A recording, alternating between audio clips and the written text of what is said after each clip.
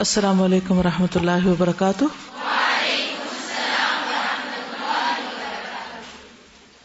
نحمده ونصلی علی رسولہ الکریم، اما بعد فاعوذ باللہ من الشیطان الرجیم، بسم اللہ الرحمن الرحیم۔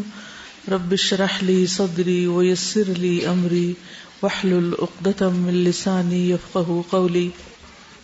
آج میں انشاءاللہ پچھلی کچھ چیزوں کو دوبارہ ان کا ریکیپ کروں گی جو ہونی چاہیے تھی، جو رہ گئی۔ اس کتاب کے ساتھ ہی ایک یہ کتاب ہے بیوگی کا سفر۔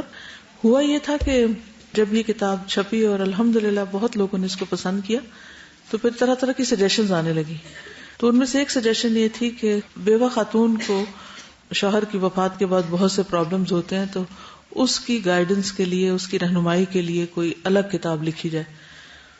تو جو بیوہ کا چیپٹر ہے آگے، بیوہ اور یتیم کا، اس میں میں نے کچھ چیزیں اس میں سے بھی ڈال دی ہیں، لیکن اگر یہ کتاب بھی آپ کے پاس ہو تو بہت فائدہ مند ہے، خصوصاً اگر خاندان میں کوئی ایسی خاتون ہو یا کوئی بھی اس تکلیف سے گزرے تو اس کو یہ کتاب پڑھنے کے لیے دی جا سکتی ہے۔ اس کے علاوہ بھی اس میں کئی فائدہ مند چیزیں، صرف بیوگی سے متعلق نہیں بلکہ اس کے بعد کیا کیا کام ضروری ہیں اور کیا ہونا چاہیے کیا نہیں، اسلام نے بیوہ کو کیا حقوق دیے ہیں، اور پھر یہ کہ بچوں کا کیا ہوگا، دوسری شادی وغیرہ وغیرہ کے جو معاملات ہیں وہ سارے اس میں ڈسکس کیے گئے۔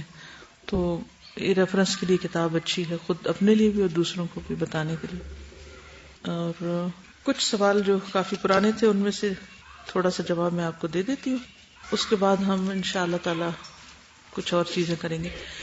پچھلا ایک سوال تھا کہ میت کے جسم پر 3 بار پانی بہائیں گے تو کیا سر پر بھی 3 بار بہائیں گے؟ کل جو آپ نے دیکھا تھا اس سے کیا پتا چلا؟ سر تو ایک ہی دفعہ دھویا گیا تھا، ٹھیک ہے، اور اس کے بعد 3 بار جسم پر پانی۔ 3 بار پانی بہانے میں چہرہ بھی دھویا جائے گا۔ جب 3 دفعہ پہلے وضو ہو گیا تو پھر دوبارہ کیوں ڈالتے ہیں اس پر؟ ٹھیک ہے، کیونکہ لوگ کہتے ہیں کہ منہ تو نبی صلی اللہ علیہ وسلم صابن سے نہیں دھوتے تھے، آپ بھی نہیں دھویا کریں۔ پھر اس بات کو اچھی طرح سمجھ لیجئے کہ نبی صلی اللہ علیہ وسلم کا اتباع عقائد اور عبادات میں تو 100% ہوگا۔ عقیدہ وہی ہوگا ہمارا جو آپ کا تھا، جو آپ نے ہمیں سکھایا۔ عبادات میں نماز کے بارے میں کیا فرمایا؟ صلو کما رأیتمونی اصلی، 1% بھی ڈیویشن کی اجازت نہیں۔ اسی طرح حج کے بارے میں کیا فرمایا؟ خذوا عنی مناسککم، خود آپ نے لوگوں کے بیچ میں حج کر کے دکھایا اور لوگوں نے آپ سے عملی طور پر طریقہ سیکھا۔ زکوٰۃ بھی اسی طرح دی جائے گی، باقی بھی جو عبادات ہیں اسی طریقے پر ہوں گی۔ جہاں تک معاملات کا تعلق ہے، دنیاوی ڈیلنگز ہیں، ڈے ٹو ڈے لائف کی ڈیلنگز ہیں، تو ان میں ہمیں بعض واقعات ایسے ملتے ہیں جیسے کھجوروں کو پیوند کرنے کا معاملہ تھا، تو آپ نے کیا فرمایا؟ انتم عالم بامور دنیاکم، تم اپنے دنیا کے امور کو زیادہ بہتر جانتے ہو۔ چہرے کو بیری کے پانی سے دھوئیں یا پھر ہم صابن سے دھوئیں یا سرف سے دھوئیں یا فیس واش سے دھوئیں، تو آپ کا کیا خیال ہے کہ اس معاملے میں ہمیں دینی رہنمائی کی ضرورت ہے؟ تو ایک جنرل اصول دے دیا گیا کہ جو بھی چیزیں حلال ہیں، طیب ہیں، مباح ہیں، ان کو آپ استعمال کریں، کوئی منع نہیں ہے، اور ایک چیز کے بدلے دوسری استعمال کرنے سے کوئی فرق نہیں پڑتا۔ اسی طرح آپ گھوڑے پہ بیٹھیں، اونٹ پہ بیٹھیں، گاڑی پہ بیٹھیں، جہاز پہ بیٹھیں، مرسیڈیز پہ بیٹھیں، اس بارے میں کوئی مسئلہ نہیں ہے، کیونکہ یہ بدعت نہیں ہے اور نہ ہی کوئی خلاف سنت کام ہے۔ خلاف سنت کاموں سے مراد وہ دینی امور ہیں جو عقائد اور عبادات میں ہیں، ٹھیک ہے، ان میں ڈیویشن نہیں کر سکتے آپ، باقی دنیاوی امور میں کر سکتے ہیں، یعنی وقت کے ساتھ ساتھ یا حالات یا مواقع یا موسم کے اعتبار سے کپڑوں کے رنگ، ڈیزائن، کلر میں کچھ نہ کچھ فرق کیا جا سکتا ہے، اس میں ایسے ہارڈ اینڈ فاسٹ رول نہیں ہے، ٹھیک ہے۔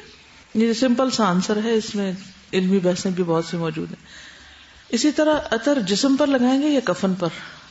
کیا عطر سجدوں کی 7 جگہوں پہ لگا سکتے ہیں؟ کل کیا دیکھا تھا؟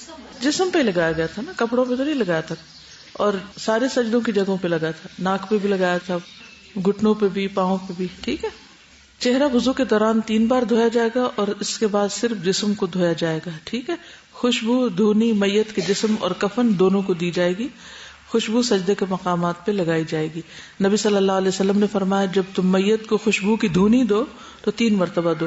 دھونی کا مطلب سمجھتے ہیں آپ؟ بخور جس کو کہتے ہیں، تو وہ ہوتا ہی ہے کہ خوشبودار دھواں ہوتا ہے، وہ کفن اور اس کے آس پاس اگر اس کو پھرا دیا جائے تو اوور آل خوشبو آنے لگتی میت سے۔ آپ کو معلوم ہے نا کہ ڈیتھ کے بعد جسم جو ہے وہ ایک دم ڈیٹیریٹ ہونے لگتا ہے. اگر ان خوشبوؤں کا اہتمام نہ کیا جائے تو ہو سکتا ہے کہ قبرستان پہنچتے پہنچتے دفنانے تک لوگ پریشان ہو جائیں, اسمیل ایسی نکلنے لگے کہ جو ناقابل برداشت ہو. تو یہ میت کے احترام میں اور جو آس پاس کے لوگ ہیں ان کے فائدے کے لیے طریقے سکھائے گئے. اور ویسے بھی انسان کا جو اکرام ہے یا عزت ہے یا جو اس کا مقام ہے وہ بھی واضح کیا گیا ہے کہ انسان چاہے زندہ ہو چاہے مردہ ہو, دونوں صورتوں میں اس کا احترام لازم ہے. یعنی ہم عام طور پہ سمجھتے لو اب تو وہ مر ہی گیا, اب اتنا کپڑا کس لیے لگانا, اب اس کے اوپر خوشبو کیوں لگائیں, اس نے تو مٹی میں ہی جانا ہے تو اب اس کو نہلانے کی کیا ضرورت ہے. اور نہیں, وہ اب بھی محترم ہے. اور اس سے اندازہ ہوتا ہے کہ اللہ سبحانہ و تعالی ہم سے کتنا پیار کرتا ہے اور اس نے ہمیں جو دین دیا ہے اس میں ہمیں ہمارا کتنا خیال رکھا گیا. وہ مردہ اس لیے لگتا ہے کہ اس کے اندر روح نہیں ہے, لیکن وہ اسٹل ایک ہیومن بینگ ہے, اور پھر اس میں بھی روح دوبارہ ڈلے گی. یہ ختم نہیں ہو گیا, یہ ایک فیز ہے جس سے وہ گزر رہا ہے. تو اس فیز میں بھی اس کا احترام کرو. تو اس سے ہمیں سیکھنا یہ چاہیے کہ جب کوئی شخص زندہ ہو تو اس کا کتنا خیال کرنا چاہیے اور اس کی کتنی کیئر کرنی چاہتا کہ جب بچہ پیدا ہو اس وقت بھی اس کو نہلا دھلا کے صاف ستھرا کر کے اور پھر زندگی کے ہر سٹیج میں اس کی کیئر کی جانی چاہیے. تو انسانوں کی قدر کرنا سیکھیں. مجھے تو غسل اور جنازے اور ان ساری چیزوں سے جو سبق ملا وہ یہ کہ انسان ایک محترم ہستی ہے. وَلَقَدْ كَرَّمْنَا بَنِي آدم, بنی آدم کو اللہ نے عزت بخشی. وہ کتے بلی کی طرح مر کے سڑکوں پہ نہیں پڑا ہوا یا اس کو جلا کے یا کسی بن میں ڈمپ کرنے کی نہیں ضرورت. یا یہ نہیں کہا گیا کہ جو مر جائے تو بس اسی بستر سے اٹھا کے جا کے اس کو کسی گڑھے میں پھینکاؤ, یہ نہیں کہا گیا. یہ بھی تو اللہ تعالیٰ کہہ سکتے ٹھیک ہے جیسے جو مرضی کرو. کتنا خوبصورت ہمارا دین کے ہر معاملے میں ہر موقع پر ہمیں بہترین تعلیم دی ہے, ایک ایک چیز سکھائی, ایک ایک سٹیپ سکھایا اور کر کے بتایا گیا. اور نبی صلی اللہ علیہ وسلم نے خود انسٹرکشنز دی ہیں, ایسا کرو ایسا کرو ایسا کرو. اور آپ کی ہر بات کے اندر ایک حکمت ہے. وَيُعَلِّمُهُمُ الْكِتَابَ وَالْحِكْمَةَ, یہی ہے حکمت. ایک اور روایت میں آتا ہے اسماء بنت ابی بکر نے اپنے گھر والوں سے کہا میں جب مر جاؤں تو میرے کپڑوں میں خوشبو لگا دینا, پھر میرے بدن پر حنوط لگانا, لیکن میرے کفن پر نہ چھڑکنا اور میرے جنازے کے ساتھ آگ نہ رکھنا. ٹھیک ہے. اب یہاں پر یہ جو ہے کہ کفن پہ چھڑکنا نہیں بلکہ کیا ہے, جسم پر لگانا ہے, اور جسم پر جب لگے گی تو کپڑوں کو ساتھ ہی وہ لگ جائے گی. یعنی کہ ایک طرح سے کپڑے سے مراد یہاں یہ نہیں کہ میری قمیض شلوار پہنانا مجھے. اور اس میں اجمروا ثیابی کا لفظ آ رہا ہے. ٹھیک. ابراہیم نخعی کہتے ہیں کہ میت کے کپڑوں کو خوشبو کی دھونی دی جائے گی اور اس کے سجدے کی جگہوں پر حنوط لگائی جائے گی. کپڑوں سے مراد وہ جو چادریں ہیں اس کی, ان پہ وہ نہیں لگایا جائے گا عطر. آپ لوگ کیا کرتے ہیں, اپنے کپڑوں کے اوپر عطر چھڑکتے ہیں یا جسم پہ لگاتے ہیں؟ جسم پہ زیادہ بہتر ہے. کپڑوں پہ بھی لگا سکتے ہیں, منع نہیں ہے, لیکن ایسا نہیں کہ جو پھیلے. اب انہوں نے لکھا ہے کہ اگر میت کو غسل دے دیا سب اور اس کے بعد جسم سے کچھ نکل آیا تو کیا دوبارہ وضو کرایا جائے گا؟ نہیں, اس نے کوئی نماز تھوڑی پڑھنی ہے, اب تو اس پر پڑھی جائے گی, بس ہو گیا, وہ پروسیجر پورا ہو چکا ہے. کیا میت کو دفن کرنے سے پہلے اس کے پاس اجتماعی دعا کرائی جا سکتی ہے؟ دفن کرنے سے پہلے اجتماعی دعا سنت سے ثابت نہیں, لیکن دفنانے کے بعد لوگوں کو دعا کا کہا جا سکتا ہے. جیسے کہ حدیث میں آتا ہے نبی صلی اللہ علیہ وسلم جب میت کو دفن کر کے فارغ ہو جاتے تو قبر پہ رکتے اور فرماتے اپنے بھائی کے لیے استغفار کرو اور ثابت قدمی کی دعا کرو, کیونکہ اس سے سوال کیا جائے گا. پہلے کیا ہوتا ہے, جنازہ ہوتا ہے, تو وہ اس میں کیا پڑھا آپ نے, وہ بھی دعا ہوتی. یعنی جنازے میں جب دعا ہو رہی ہے اور اگر خواتین اپنے اپنے طور پہ کر رہی ہیں تو دعا تو کبھی بھی کوئی کسی کے لیے کر سکتا ہے, لیکن باقاعدہ اس کا اہتمام کرنا یا اسے ایک لازمی امر سمجھنا کہ لوگوں کو اب اکٹھا کر کے دعا ضرور کرائی جائے, وہ اب غسل کرا دیا اب دعا شروع ہوگی, اس طرح کی کوئی چیز نہیں ہونی چاہیے. مثلا نیچرلی اگر آپ اس چیز کو لیں کہ آپ گئے ہیں کسی جنازے کے اوپر, آپ میت کو دیکھتے ہیں, کیا کریں گے اس وقت بتائیے؟ کریں گے نا دعا, تو خود آپ کے دل سے دعائیں نکلیں گی کہ اللہ تعالیٰ اس کے لیے اب یہ مرحلہ آسان کر دے وغیرہ وغیرہ, اس کے بچوں کے لیے, اس کے جو بھی جس طرح کی بھی کوئی میت ہوگی. اس موقع پر آپ مجھے یہ بتائیے کہ ہر ایک کو خود کرنی چاہیے یا پھر وہ ایک ہنگامہ برپا کر کے سب کو اکٹھا کر کے اور سارے کام چھڑا کے اور پھر کہ آئے ہم ایک خاص ریچول کے طور پہ دعا کریں, کیا بہتر ہے؟ ہر ایک اپنی اپنی کرے. اگر وہاں ایسے لوگ ہیں جنہیں یہ دعائیں نہیں آتی, یہ جو ابھی آپ کو دی گئی, تو اس صورت میں آپ کو ان کو سکھانے کے لیے کہہ سکتے کہ سارے اپنے پاس کاغذ رکھے میں آپ کو پڑھ کے سناتی ہوں، آپ میرے پیچھے پڑھے تاکہ صحیح دعا مانگی جائے، اور تھوڑا سا مفہوم بتا دیں کہ کیا مانگ رہے ہیں، کیونکہ لوگ پھر صرف الفاظ پڑھتے ہیں، دعا مانگتے نہیں. تو ان کو سنت کی طرف ڈالنے کے لیے تعلیم دی جا سکتی ہے. ادروائز ایک موقع نہیں بنائیے یہ کہ یہ دعا کا موقع ہے یا اجتماعی دعا کا موقع ہے. اجتماعی دعا جنازے میں ہوتی ہے. یہ کہتے ہیں کہ ان کی امی نے فوٹو کاپی کرائی ہوئی. ایک بات میں آپ سے کہوں گی کہ الہدا کے جو پروڈکٹس ہیں وہ فوٹو کاپی کرنے کے بجائے اگر اوریجنل آپ کے پاس ہے تو ان کی کوالٹی بھی اچھی ہوگی. فوٹو کاپی تھوڑے عرصے کے بعد کیا ہوتی ہے، مٹنے لگتی، خراب ہو جاتی. تو جب ایک کوالٹی کی چیز ہوگی تو کہیں لگی بھی ہو، کہیں وہ سالوں سال چلتی ہے. پھر تو جب لیں تو کٹھی لے کے رکھ سکتے ہیں آپ. میت کو کیا امانتاً دفن کیا جا سکتا ہے کہ اس کے رشتہ دار دوسرے ملک میں جب وہ آئے تو پھر قبر کھول کے اس کو دیکھیں؟ آپ اپنے لیے کیا چاہیں گے؟ حکم کیا ہے کہ میت کو جلد دفن کرو. اگر وہ اتنے ہی اس کے بہت قدردان تھے تو پھر جب وہ بیمار تھا وہ جلدی آتے، زندگی میں آتے، تیمارداری کرتے، عیادت کرتے، خیال رکھتے. اسے لکھا ہے جنازے کو 4 چادروں کے ساتھ پردہ بنایا جائے اور اوپر اگر چھت نہیں تو کیا غسل دینا درست ہے؟ میت اگر عورت ہے تو پورے پردے کا انتظام کرنا چاہیے. اگر آپ دیکھتے ہیں آپ کا گھر ایسی جگہ ہے جہاں سارے لوگ کھڑکیوں سے جھانک سکتے ہیں تو کیا کرنا چاہیے؟ پھر اوپر بھی چادر تانی جائے. 4 کپڑوں سے مراد کیا ہے کہ آس پاس کے لوگ نہ دیکھیں، لیکن اگر کوئی اور اوپر سے دیکھ سکتا تو پھر 5واں اوپر بھی ڈال لیں. یہ کامن سینس کی باتیں ہیں. ٹھیک ہے. کیا میت کے پاس اس کی مغفرت کے لیے نفل نماز پڑھی جا سکتی ہے؟ اس کے پاس پڑھنے کی کیا ضرورت ہے؟ جہاں بھی کوئی مصلی پڑا ہے یا کوئی جائے نماز ہے، جس جگہ پر بھی ہیں آپ غم کے موقع پر نماز پڑھ سکتے ہیں. اس کی کوئی دلیل نہیں کہ آپ وہاں پر اس کا گھر میں جنازہ پڑھنا شروع کر دیں کہ اس کے پاس کھڑے ہو کے پڑھے. غم کے موقع پر حکم تو ہے وَاسْتَعِینُوا بِالصَّبْرِ وَالصَّلَاةِ، لیکن کوئی خاص نماز ہمیں نہیں بتائی گئی. اگر کسی کی وفات ہو گئی ہے اور کوئی نماز پڑھ کے اللہ سے مدد مانگنا چاہتا ہے تو گھر میں جہاں جگہ ملے، جہاں عام طور پہ وہ نماز پڑھتے ہیں وہاں پڑھ لے. مغفرت کی تو کوئی نماز نہیں ہے، لیکن ویسے وَاسْتَعِینُوا بِالصَّبْرِ وَالصَّلَاةِ، صبر اور صلاۃ دونوں ساتھ ساتھ ہیں. تو صبر اگر نہیں ہو رہا تو آپ نماز پڑھ کے اللہ سے مدد مانگے. میت کے اگر غیر ضروری بال لمبے ہوں تو کیا کیا جائے گا؟ ہٹائے جائیں گے یا نہیں؟ ہٹانے کی کوئی دلیل نہیں ہے کہ ہٹائے جائیں، یا حکم نہیں کہیں دیا گیا. ابن باز بھی کہتے ہیں کہ مونچھیں یا ناخن کاٹنے کی کوئی دلیل نہیں، لیکن کاٹ دیا جائے تو حرج کی بات بھی نہیں. جن چیزوں میں شریعت نے خاموشی اختیار کی ہے وہاں پر کیا مطلب ہے کہ بتانا بھول گئے؟ کیا مقصد ہے اس کا؟ گنجائش ہے، گنجائش موجود ہے، کرنا چاہیں کر لیں، نہیں کرنا چاہتے نہیں کریں. لیکن اس کی روح کو بھی سمجھے کہ اگر ہم کوئی ایسے بال ہٹا رہے ہیں یا ناخن صاف کر رہے ہیں تو وہ اس کے احترام میں کر رہے ہیں.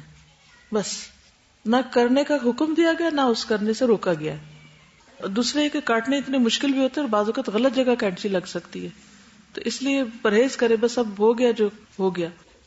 ابھی جیسے آپ نے بتایا کہ جو ہمیں غسل میت اور کفن سے جو سبق ملا کہ انسان ایک بہت قابل قدر ہستی ہے، تو کل جب میں تعزیت کی لسٹ بنا رہی تھی کہ جب انسان تعزیت کرنے جائے تو وہ تعزیت کیسے کرے اور کیا کہنا چاہیے، کیونکہ کئی بار آپ ان کو دعا کے لیے نہیں کہہ سکتے اور کچھ ایسی چیزیں ہوتی کہ آپ نہیں بھی بتا سکتے نا.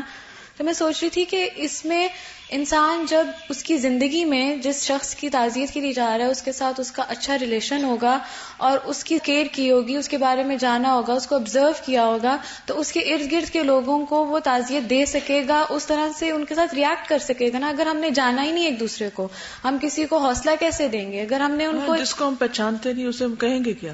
تو اصل چیز یہ ہے کہ انسان اپنے دوسرے ساتھیوں کے ساتھ، اپنے رشتہ داروں کے ساتھ، جن لوگوں کے بیچ میں رہتا ہے ان کے ساتھ حد الوسع تعلقات اچھے رکھنے کی کوشش کرے. ٹھیک ہے نا؟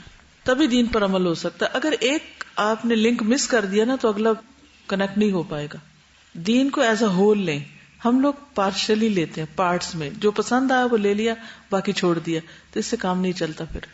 ٹھیک ہے. کسی نے لکھا ہے کہ اگر بیمار کے سامنے دعائے شفا موبائل پہ لگا دیں یا کیسٹ پہ لگا دیں اور وہ سنتا رہے تو کیا یہ ٹھیک ہے؟ اس حد تک تو ٹھیک ہے، لیکن لگا کے آپ فارغ ہو کے باس بیٹھ کے ٹیکسٹنگ کریں، کوئی آ جائے تو اس سے باتیں کریں اور مریض کو اس موبائل پہ چھوڑ دیں، دس از ناٹ فیئر. کیونکہ یہ چیزیں ہیلپ ضرور کرتی ہیں، لیکن ہم نے کیا کیا، ان کو آلٹرنیٹ کے طور پر لے کے وہ دے دیا کسی کو اور خود اپنی دنیا کے کام کرتے رہے. پہلے لوگ کرائے پہ لوگ بلا کے سپارے پڑھواتے تھے، اب اس کی بھی ضرورت نہیں رہی، گھر پہ ہی موبائل پہ چیزیں لگا کے پڑھوا چڑھا کے کام ختم. لگانے میں کوئی حرج نہیں. سارا دن آپ اس کے پاس نہیں بیٹھ سکتے, نہیں پڑھ سکتے, تو چلیے آڈیو سے سن لے, کہیں سے سن لے, نیٹ سے سن لے, موبائل سے سن لے, کیسٹ, کچھ بھی. لیکن یہ دیکھیے کہ اس وقت آپ کیا کر رہے ہیں. سب سے بہتر کیا, آپ خود پڑھیں اس پر. پہلے تو وہ خود پڑھے اپنے لیے, اگر وہ نہیں پڑھ سکتا تو آپ پڑھیں, اگر آپ بھی نہیں تو پھر موبائل لگا دیں. ٹھیک ہے. چلیے, عربی کا ایک مشہور نشید ہے, فرشی تراب, کہ میرا فرش یا میرا ٹھکانہ مٹی ہے, کہ میرا بستر مٹی کا ہے. اشارہ ہے قبر کی طرف. تو اس کی یہ عربی ہے جس کو آپ پہلے ترجمہ اس کا سمجھیں گے, پھر اس کے بعد آپ کو سنوایا جائے گا. اور آپ سے جو وعدہ کیا گیا تھا کہ آپ کو قبر میں مردے کو کیسے اتارتے ہیں اور کس طرح دفن کرتے ہیں, تو وہ نشید کے ساتھ ساتھ ہی آپ دیکھتے جائیں گے. فرشی تراب, فرش کس کو کہتے ہیں؟ کہاں آتا ہے قرآن مجید میں؟ پہلے پارے میں آتا ہے. کیا؟ الذی جعل لکم الارض فراشا. تو فرشی تراب, فراش اللہ نے پہلے سے بنا دیا, زندہ لوگوں کے لیے بھی اور مردہ کے لیے. الم نجعل الارض کفاتا احیاء و امواتا, کہ زمین کافی ہے سب کے لیے, زندوں کے لیے بھی مردوں کے لیے بھی.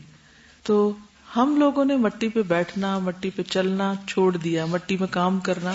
جبکہ آپ ہفتے میں کم از کم کوئی ایک دن ایسا رکھا کریں کہ جس میں آپ مٹی کے ساتھ ڈائریکٹ ان ٹچ ہوں. چاہے گارڈننگ کریں, چاہے ننگے پاؤں چلیں, چاہے کوئی ڈسٹنگ کریں, چاہے جھاڑو لگائیں. اس کے بہت سے فائدے ہیں. کوئی بتائے گا کیا؟ مٹی میں ہاتھ مارنے, مٹی کے ساتھ کانٹیکٹ کرنے میں کیا فائدہ؟ میرا بھائی ڈاکٹر ہے اور کہتا ہے کہ سائنٹیفکلی پروون ہے جو لوگ گارڈننگ کرتے ہیں ان کی ہیلتھ اتنی اچھی رہتی ہے نا کہ ان کی لائف ایکسپیکٹنسی لانگر ہو جاتی ہے. سائنٹیفکلی پروون کہ جن لوگوں نے یہ کام کیے ہیں ان کے آرتھرائٹس بھی ٹھیک ہو گیا ہے, ان کی کئی بیماریوں کا سولوشن بھی اس گارڈننگ میں سے ہی صرف ہو گیا ہے, ذہنی بیماریاں بھی اور فزیکل بھی. ہمارے ادھر ایسا ہے کہ اگر ایک صحن ہے نا تو اس کا چاروں طرف سے پکا ہے اور سینٹر اس کا کچا رکھا ہوا ہے, بالکل, تاکہ گرمی میں ٹھنڈک ہوتا ہے وہ جگہ, اور اس پہ پھر ڈائریکٹ وہ سارے بیٹھتے ہیں اور ادھر بالکل. اور اب باقی دیکھیے کہ سائڈیں. مٹی کے اندر کتنی طاقت ہے, کیا کچھ اللہ نے خزانے اس میں رکھے ہوئے ہیں جو کہ ہم دیکھتے نہیں, اور وہ مٹی مٹی نظر آتی ہے, اس لیے ہم اس سے فائدہ نہیں اٹھاتے. کہ کوئی بیج اگر اس میں ڈال دیا جائے تو وہ کیا بن کے نکلتا ہے؟ پودا. وہ بڑھتا جاتا ہے, پھر پھل لاتا ہے. وہ جو پھل میں آپ کھا رہے ہیں, مثلاً ایک اورنج کھا رہے ہیں آپ, اس کا بڑا حصہ کہاں سے آیا؟ سب زمین سے آیا نا, پانی بھی وہیں سے اس کو لگا. ٹھیک ہے, روشنی, ہوا, تھوڑی باہر سے بھی کچھ چیزیں اس کو ملی, لیکن ایک میجر پورشن مٹی سے اس نے لیا ہے. تو گویا نیوٹریشن جتنے, یہ سارے نیوٹریشن کس میں ہیں؟ مٹی کے اندر ہیں. اسی لیے مٹی کو تیمم کے لیے بھی استعمال کیا جاتا ہے. یہ ہم ہر وقت جو کمپیوٹرز اور سکرینز کے آگے بیٹھے رہتے ہیں تو بہت سی ایسی ریز ہمارے اندر جاتی رہتی ہیں جو ہماری باڈی کے ردم کو ڈسٹرب کرتی ہیں. تو جب ہم واپس مٹی کے اندر ہاتھ ڈالتے ہیں یا مٹی میں کھیلتے ہیں یا گارڈننگ کرتے ہیں کچھ بھی, تو وہ ایک طرح سے ان کی کیور ہوتی ہے. تو کوئی نہ کوئی طریقہ, پھر میں آپ کو دوبارہ یاد دہانی کراؤں گی کہ پلانٹیشن کا موسم ہے, کہیں نہ کہیں لگ جائیں. اور اسی میں جیسے جھاڑو دیتے ہیں تو بعضوں کا ڈسٹ آپ پہ آ پڑتی ہے. کچھ لوگ کہتے ہیں ہمیں بڑی ڈسٹ الرجی اور ہم نہیں جھاڑو دے سکتے, اور یہ بہت خراب کام ہے, اور ہم ڈسٹنگ نہیں گھر کی کر سکتے, اور یہ کیا. تو اس سے بھی نہیں گھبرایا کریں. آپ یہ سمجھا کریں کہ یہ آپ کے اوپر پڑ کے آپ کو علاج ہونے لگا ہے. اور پھر اس کے بعد جب آپ نہاتے دھوتے ہیں کتنا فریش فیل کرتے ہیں, مٹی پڑنے کے بعد جو نہاتے ہیں, اور صاف ستھرے پھر نہانے بیٹھتے تو مزہ بھی نہیں آتا, لگتا صفائی نہیں, اینٹی بیکٹیریل ہوتی ہے. مجھے وہ حدیث یاد آ گئی جس میں آتا ہے نا, نبی صلی اللہ علیہ وسلم نے لعاب دہن کے ساتھ مٹی کو لگا کے تو زخم کے اوپر لگا اور کہا بسم اللہ تربت ارضنا بریقت بعدنا لیشفى به سقیمنا باذن ربنا. تو یعنی کہ مٹی کے اندر وہ چیز موجود ہے کہ جو زخموں کو ہیل کرنے والی ہے. اور انہوں نے فرمایا کہ چکن پاکس جو ہیں اگر ان کے اوپر لعاب کے ساتھ اگر مٹی لگائی جائے تو فوراً ہیل ہونے لگتے ہیں. تو بہرحال ہم وہیں سے نکلے, منہا خلقناکم وفیہا نعیدکم ومنہا نخرجکم تارۃ اخری. اسی سے ہم نے تمہیں پیدا کیا, انبتکم من الارض نباتا, اسی میں دوبارہ ڈالے جاؤ گے, اسی سے پھر واپس نکلو. ٹھیک. تو فرشی تراب, میرا بچھونا مٹی ہے. فرش التراب یضمنی وہو غطائی, مٹی میرا بچھونا ہے جس نے مجھے گلے سے لگایا ہے. اور یہی میرا لحاف ہے. حول الرمال تلفنی بل من ورائی، حولی میرے آس پاس، الرمال ریت ہے، تلفنی جو مجھے لپیٹ رہی ہے، بل من ورائی بلکہ میرے پیچھے سے بھی، نچار سو ہر طرف ریت ہی ریت ہے جو اس نے مجھے گلے لگایا ہوا ہے. واللحد یحکی ظلمتا فیہا ابتلائی، اور قبر بیان کر رہی ہے، لحد یحکی قصہ بیان کر رہی ہے، کیا کہ میری آفت کے اندھیروں کو، یا جو اندھیرا ہے اس میں اور اس میں جو میرا امتحان ہے اس کی کہانی بیان کر رہی ہے. یعنی قبر سے یہ عبرت لو، سبق لو. کوئی بھی قبر جب آپ دیکھتے ہیں، والنور خط کتابہ انسی لقائی، اور روشنی نے اپنی کتاب میں لکھا ہے کہ میرا دل کا لگنا میری اللہ سے ملاقات میں ہے. روشنی نے اپنی کتاب میں لکھا ہے، شاعری کا انداز ہے کہ میرا دل کس میں لگتا ہے؟ اللہ سے ملاقات میں. آپ اپنے آپ سے بھی سوال کیا کیجئے، اپنے آپ سے پوچھا کیجئے، اور خصوصاً جب آپ بے چین ہوں، بور ہو رہے ہیں، دل نہیں لگ رہا، کیا کریں، سمجھ نہیں آ رہی، تو پوچھا کریں میں چاہتی کیا ہوں، کیا چاہتی ہوں. اچھا اب آپ نے لکھ لیا میں یہ چاہتی ہوں، مثلاً فلاں شخص کے پاس جانا چاہتی ہوں. پھر کیا ہوگا؟ زیادہ سے زیادہ کتنی دیر خوشی ہوگی؟ آپ تھوڑی دیر ہوگی، اب بہت ایکسائٹیڈ ہوں گے. اس کے بعد ایکسائٹمنٹ کدھر جائے گی؟ ختم ہو جائے گی. پھر کیا ہوگا؟ پھر بور ہو جائیں گے آپ. اگر اس نے امپورٹنس نہ دی اور جو ایکسپیکٹیشن لے کر گئے ہیں آپ اس کے پاس وہ پوری نہیں ہوئی تو مزہ خراب کر کے آئیں گے. یہ حل نہیں ہے کہ ہم فلاں کے پاس چلے جائیں اور فلاں کے پاس چلے جائیں. یہ شیطانی خیال ہے. ہمارا چین، ہمارا سکون اور ہمارے دل کا لگنا بس اللہ کی ملاقات میں ہے. اصل میں اللہ کے چہرے کو دیکھنا ہماری زندگی کی سب سے بڑی خواہش ہونی چاہیے. اور جب تک یہ نہیں بنتی تو ہم خسارے میں. بندوں میں مت اٹک کے رہ جائیں، انسانوں میں سکون نہ ڈھونڈیں، انسانوں کے پیچھے مت بھاگیں. وہ خود محتاج ہیں، فقیر ہیں، وہ نہیں دے سکتے آپ کو وہ جو آپ کی چاہت ہے یا جو آپ کی ضرورت ہے. وہ آپ کا دل نہیں بھر سکتے، وہ بھر ہی نہیں سکتا. تو اللہ سے دعا مانگا کریں کہ میرے دل میں اپنی ملاقات کا شوق پیدا کر دے. والشوق الی لقائک، اس دعا کو خاص طور پر مانگا کریں. اور جب کسی انسان کی یاد ستائے یا کسی بھی انسان کے لیے دل اداس ہو تو فوراً اللہ کو یاد کریں. یہ ذریعہ بن جائے آپ کے لیے اللہ کی یاد کا، نہ کہ اللہ کو بھول کر آپ بندوں میں کھو جائیں. کتنا بڑا خسارہ ہے، اس میں کتنا وقت ضائع ہوتا ہے، بعض اوقات کتنا مال لگتا ہے، کتنی انرجی لگتی ہے. آپ کتنے اہم کاموں سے ہٹ جاتے ہیں اور آپ بھاگ بھاگ بھاگ کے ایک صحرا میں ہی بھاگتے رہتے ہیں، ہاتھ کچھ بھی نہیں آتا آپ کے. ایک بہت بڑا فتنہ ہے، بہت بڑی مصیبت ہے بندوں کے لیے رونا اور بندوں کی چاہت میں کھونا. قبر میں کوئی بندہ نہیں ساتھ آئے گا، سب بے وفائی کریں گے. تو جو بے وفا ہیں ان سے ہم کیوں نہ ابھی بے وفائی کر لیں. یعنی اس سینس میں کہ ان کی یاد، ان کی چاہت، ان کی محبت اللہ کی محبت سے کیوں اوپر لے جائیں، نیچے کریں ان کو. اور یہی بہت بڑی ریمیڈی ہے اپنے آپ کو بہت سے فتنوں اور پریشانیوں سے بچانے کی. اور یہ چیز انسان کو حاصل ہو جاتی ہے اگر انسان واقعی چاہتا ہو کہ اللہ مجھے دے اپنی محبت، اور اپنی محبت کو میرے لیے ٹھنڈے پانی سے بھی زیادہ اور ہر چیز کی چاہت سے زیادہ کر دے. پھر زندگی کا لطف شروع ہوگا آپ کے لیے. اس سے پہلے آپ روتے ہی رہیں گے. رونا آپ کی قسمت میں پھر لکھا جائے گا کیونکہ آپ نے وہ چیز چاہی نہیں جو آپ کا علاج تھی. تو انسی لقائی، میرے دل کا لگنا کیا ہے؟ میری ملاقات کس سے؟ اللہ سے. پھر قبر میں بھی انس ہوگا، پھر قبر میں بھی کوئی غم نہیں، کوئی خوف نہیں، کوئی پریشانی نہیں. چاہے وہ کتنی اندھیری وہ روشن ہو جائے گی، وہ تنگ بھی ہے وہ وسیع ہو جائے گی. بور نہیں ہوں گے کیونکہ آپ کا رب آپ کے ساتھ ہے. ہاں اگر بندوں کے محبت میں جی رہے ہیں وہ پیچھے رہ جائیں گے تو وہاں بھی اسی کرب کے ساتھ رہیں گے. یاد رکھیے جس کرب میں انسان زندگی گزارتا ہے اور موت کے وقت اگر اس کے اندر وہی کرب ہے تو اسی کے ساتھ دل بند ہوتا ہے اور وہ دل کی حالت پھر قیامت تک نہیں بدلتی.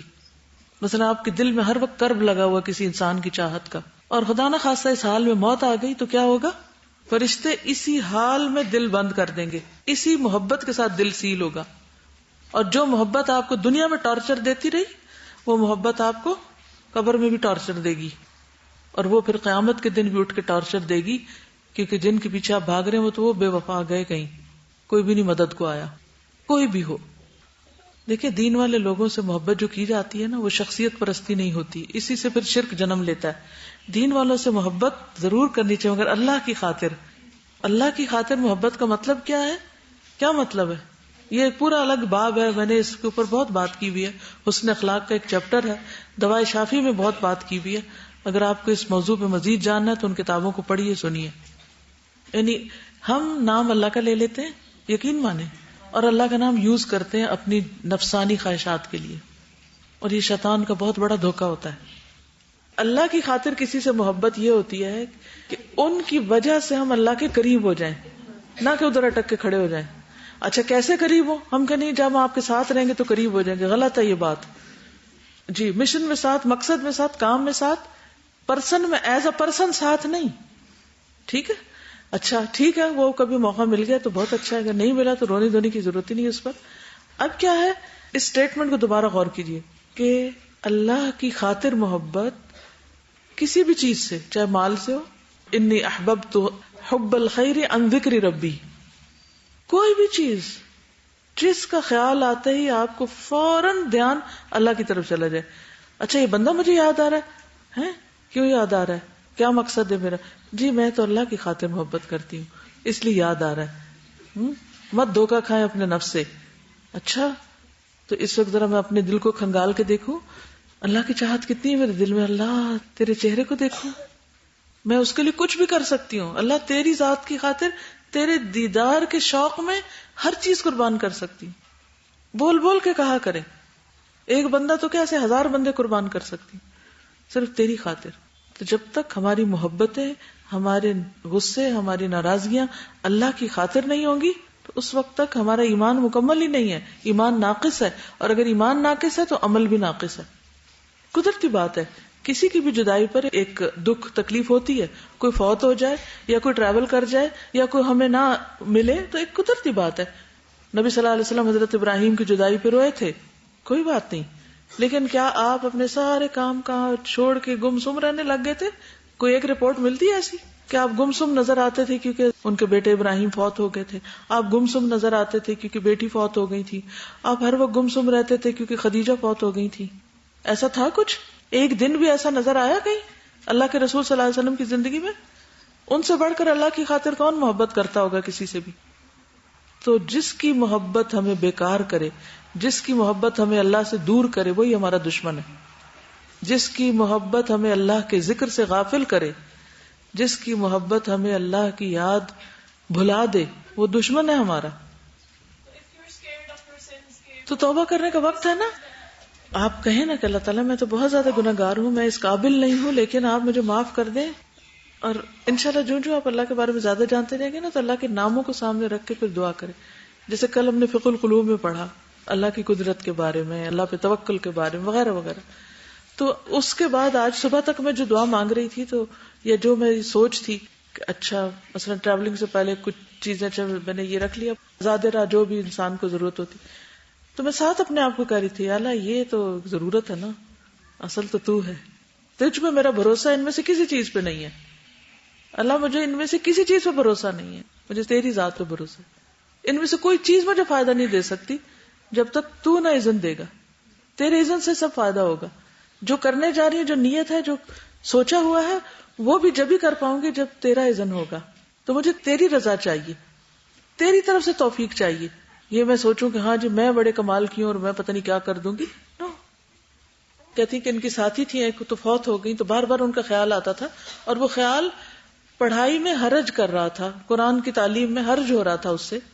تو دل میں میرے خیال آتا تھا کہ اللہ نہیں مجھے پڑھنا ہے، اور یہ خیال میرے دل میں نہ آئے. بہت چاہت تھی کہ اللہ نہیں آپ کی محبت. اور اسی طرح جس دن اس کی بہن اور امی آئیں تو مجھے نہیں پتا تھا وہ آئی ہیں، تو اسی لیکچر میں آپ نے کہا کہ جب بھی آپ کو کسی آپ کے بہت عزیز کی موت کا دکھ ستائے تو رسول اللہ صلی اللہ علیہ وسلم کی ڈیتھ کو یاد کر لیں اور اپنے کام کو کرتے جائیں. یقین کریں وہ میری چاہت تھی نا کہ میرے دل میں سے وہ تکلیف نکلے، تو اللہ تعالیٰ نے مجھے راستہ دکھایا. ہم چاہت کرنے میں دیر کرتے ہیں لیکن اللہ ہمیں راستہ ضرور دکھاتا ہے اگر چاہت کریں. جب ہم نے کالا رسول اللہ میں معاذ بن جبل کی پڑھی تھی کہ نبی صلی اللہ علیہ وسلم نے ان کو یمن کی طرف بھیجا تھا، اور میں اس ٹائم مطلب حدیث پڑھتے ہوئے یہ سوچ رہی تھی کہ ان کے دل کی کیفیت کیا ہوگی اس ٹائم، اور پھر نبی صلی اللہ علیہ وسلم نے یہ بتا بھی دیا کہ اگلی دفعہ شاید جب تم آؤ گے تو میں تمہارے درمیان نہیں ہوں گا، اور انہوں نے منہ دوسری طرف کر لیا، رو رہے ہیں، لیکن وہ اپنے مقصد سے غافل نہیں ہوئے. وہ یہ نہیں کہا کہ میں ادھر ہی پھر بیٹھ جاتا ہوں، اگلے سال چلا جاؤں گا.